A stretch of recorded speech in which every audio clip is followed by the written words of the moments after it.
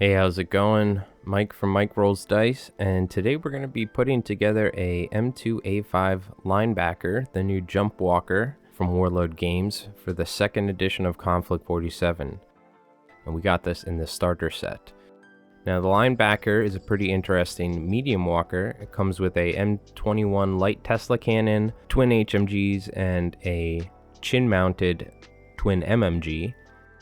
And there's some different options here. So I decided we should magnetize it. You can see there's autocannons, bazookas, and flamethrowers. So to leave ourselves options for the future, we're going to be magnetizing this kit. But first we need to put it together. Cutting out the hull here, the main hull section from the sprue. I'm not going to go over putting together most of the model. It's pretty simple. The directions are very well laid out. All of the parts on the sprues are laid out in a way to where they're virtually right next to each other, the corresponding parts that you need to build it. So now we're going to clean the Mini by just taking an X-Acto knife and scraping all of the connection points here. I will say the quality of these miniatures are quite high, and I don't even really need to worry about mold lines. It's really just cleaning up the areas where we clipped off the section from the sprue. So taking some Tamiya thin cement here, and we're just going to be gluing this whole section together. Again, the details are very nice on these new plastic kits from Warlord Games. This Linebacker Mini comes from the new starter set that we just unboxed recently. You can check that out on the channel. And I gotta say, I'm really impressed with the quality of these. So now you can see here, this is after putting the hull together for a while.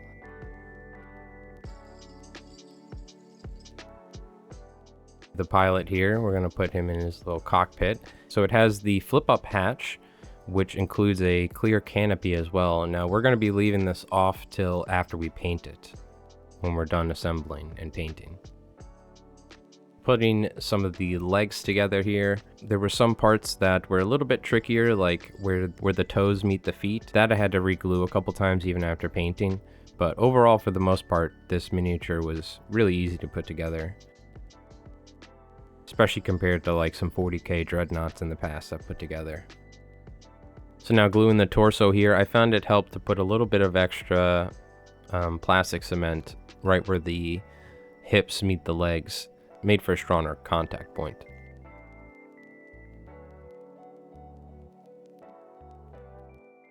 The whole point of this video is to show you how to magnetize the weapon options. So you can see the weapon options come with these pegs. This is how you glue on the weapons to the arms.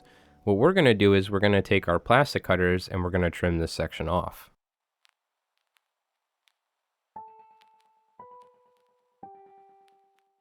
So we're essentially just going to clip as close as possible with our clippers here, getting as clean of a cut for a nice contact point.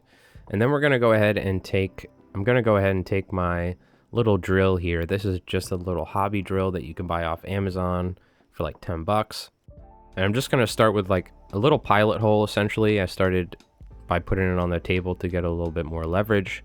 And I'm just going to try not to go too deep. I'm just going to make a hole here for a 3x2 magnet. So test fitting here, you can see that there's still some leftover bits on the arm from when we cut off the pegs. So we're going to have to trim that off here.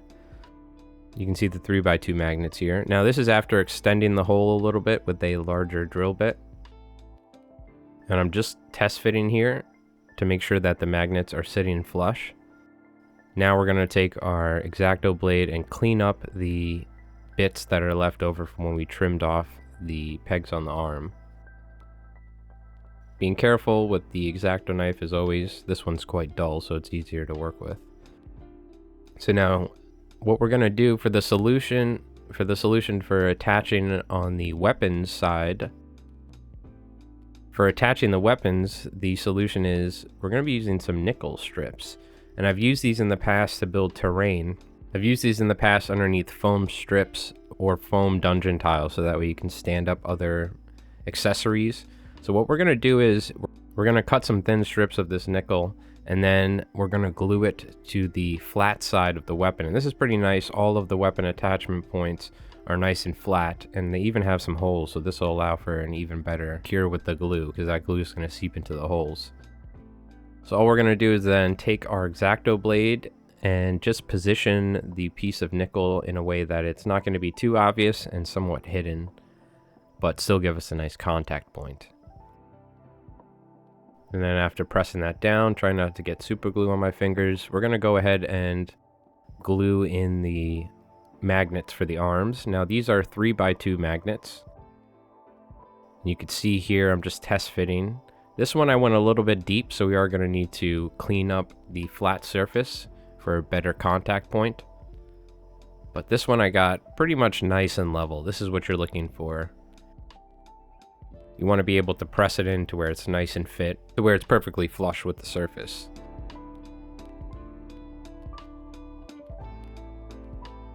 Now if you do go a little bit deep here, you can see we're going to be cleaning this up with our knife, and all you need to do is just shave it down, you can see here, to where it's nice and flush.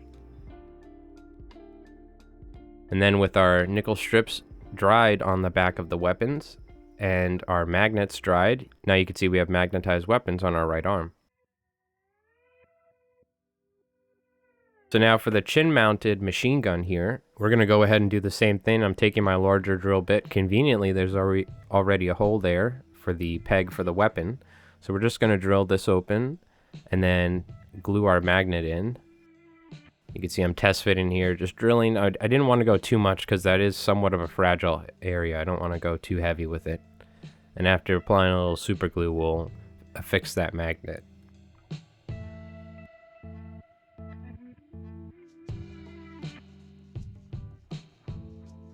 Using some old scissors just to push that magnet, making sure it's nice and secure. Same procedure on the chin mounted machine gun and the flamethrowers. We're just going to clip the peg off, trim it nice and flush, and then we're going to cut a section of nickel stripping. Now I'm sure there's probably other magnetic materials you can use here. The nickel strip is very easy to cut with scissors, which is very important. You don't need any sort of special tools or anything, but I'm sure there's other sort of materials you could use as well. And you can see our chin mounted machine gun is easily swappable and nice and magnetic. Also very well secured, which is important. It's not going to fall off while transporting.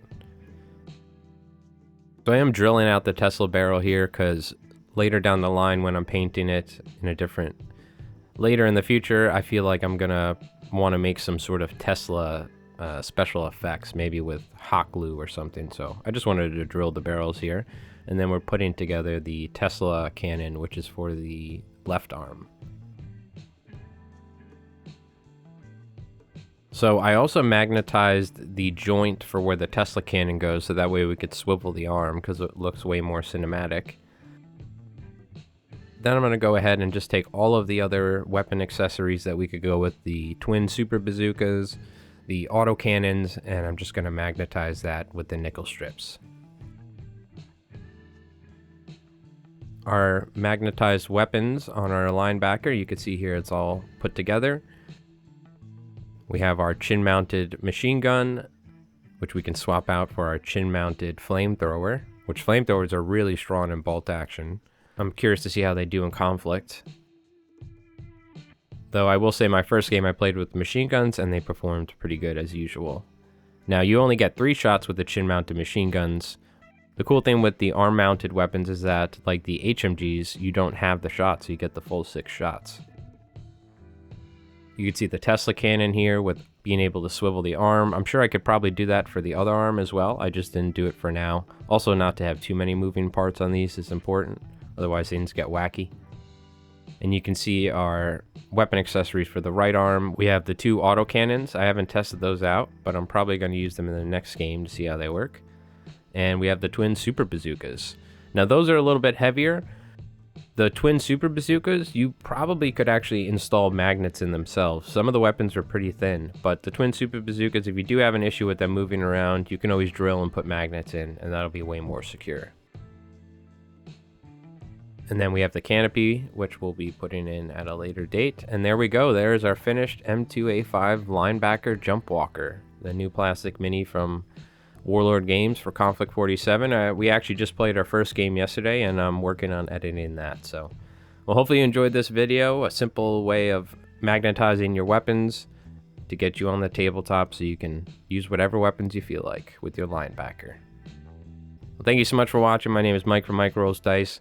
Hopefully you enjoy. We have a battle report for Konflikt 47 coming out here probably some point next week.